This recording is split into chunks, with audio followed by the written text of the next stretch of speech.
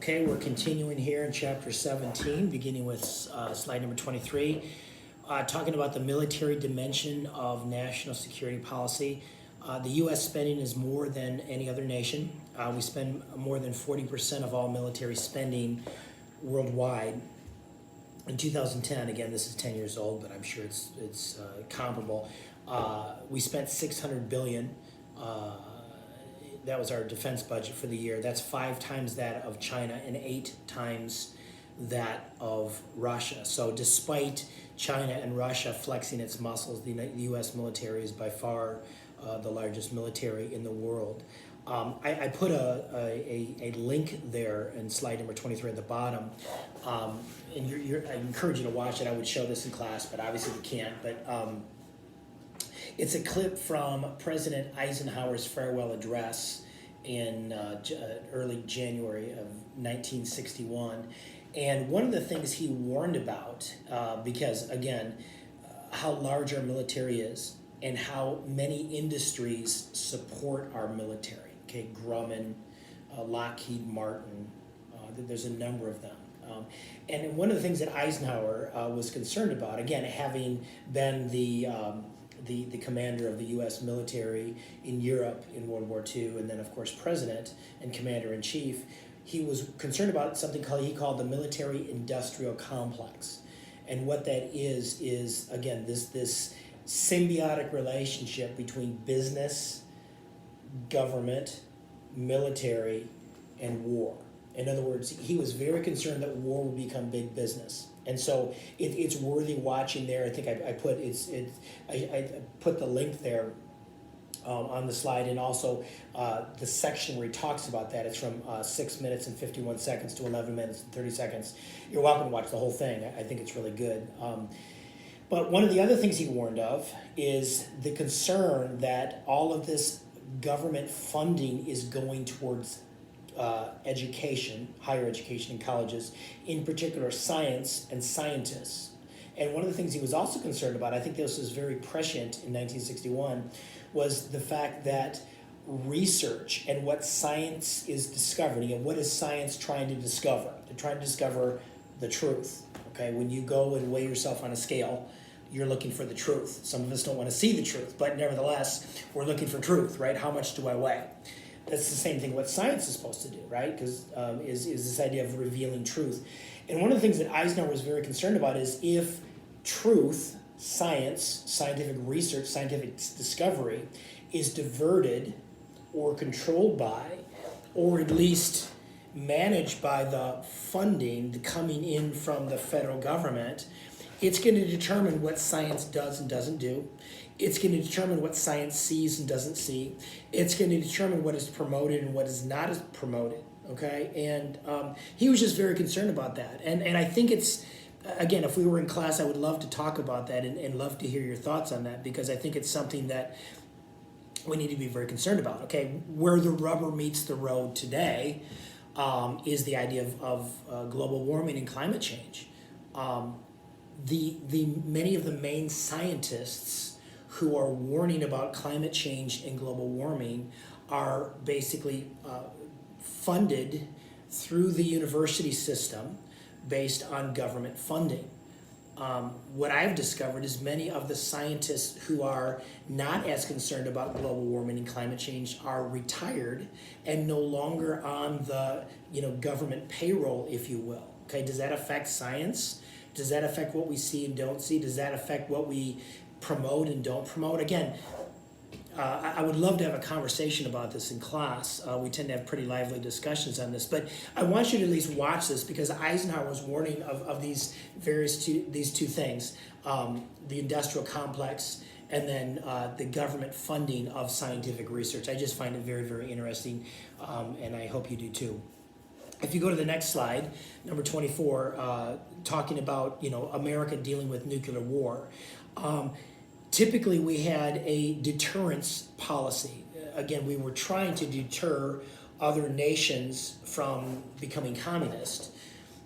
We also have signed on to the Nuclear Non-Proliferation Treaty Agreement, which is this idea that we will try to prevent work within the United Nations system to prevent other nations from becoming nuclear.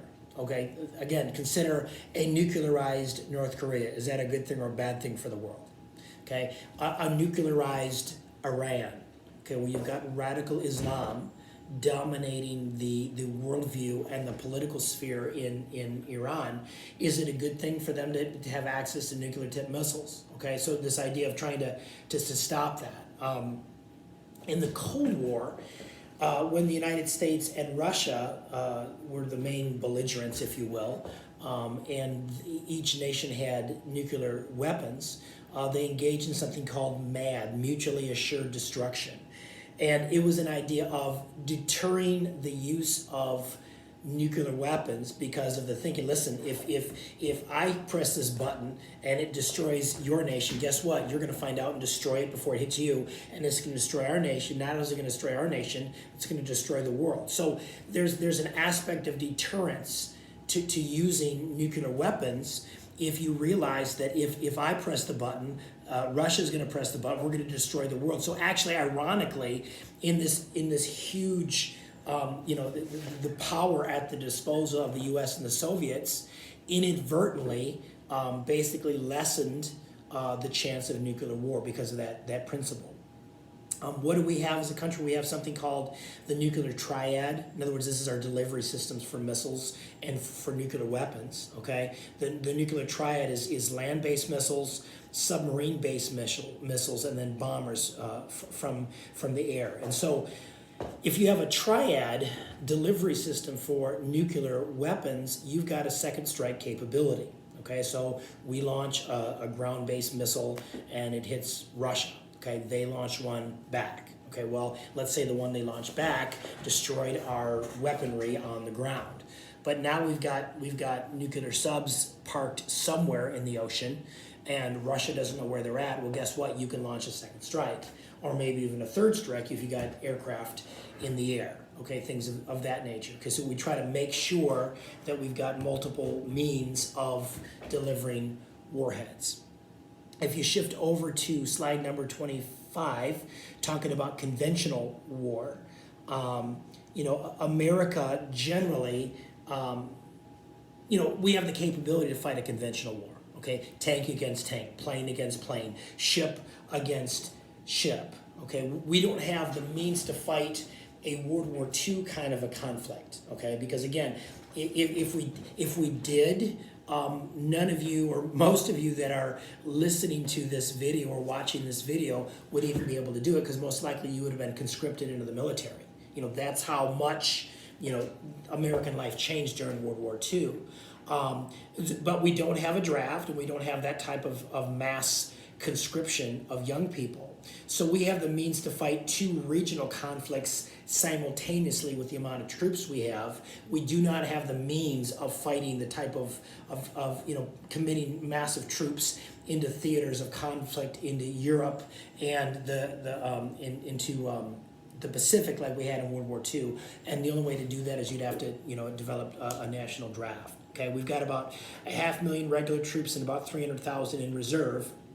And so we've got a smaller, leaner force. You don't necessarily need all of that. In fact, there's talk now, and I've read accounts of it, where even the idea of using the aircraft carrier is becoming more and more obsolete because of land-based missiles that could very easily be targeted against an aircraft carrier parked outside of China in the South China Sea, or parked outside of the Syria in the Mediterranean, in the Med Sea. Okay, in other words, you've got the ability to destroy ships like that. In other words, the article was talking about is the aircraft carrier becoming a thing of the past, just like the battleship was towards the middle of the end of World War II. So kind of interesting there. If you go to slide number 30 or 27 rather, it talks about unconventional war or guerrilla war. Okay, and again, conventional war is one army against another army, tank against tank, plane against plane, uniform against uniform. You know who the good guys are, you know who the bad guys are, and so on and so forth.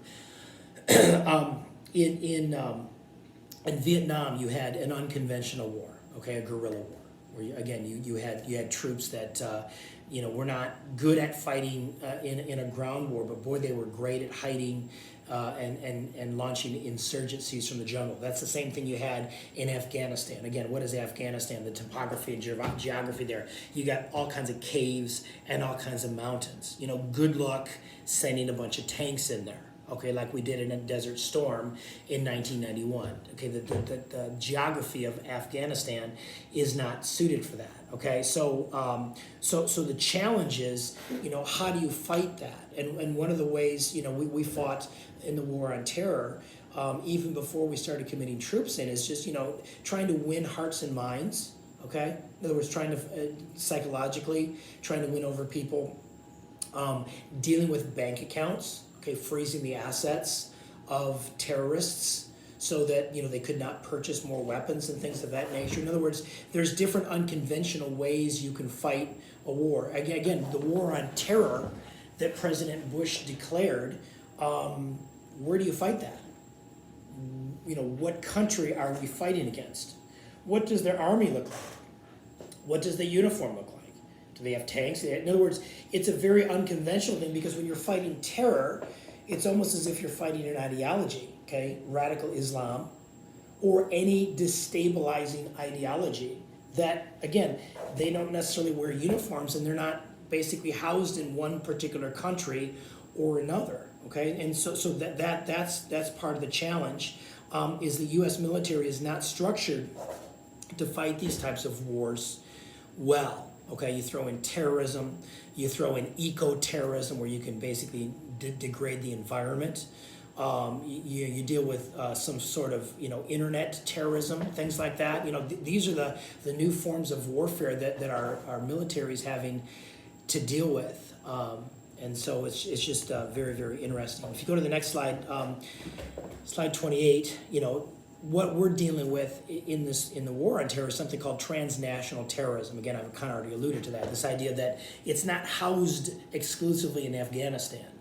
It's not housed exclusively in Iraq. It's not housed exclusively in, pick your country. It's transnational.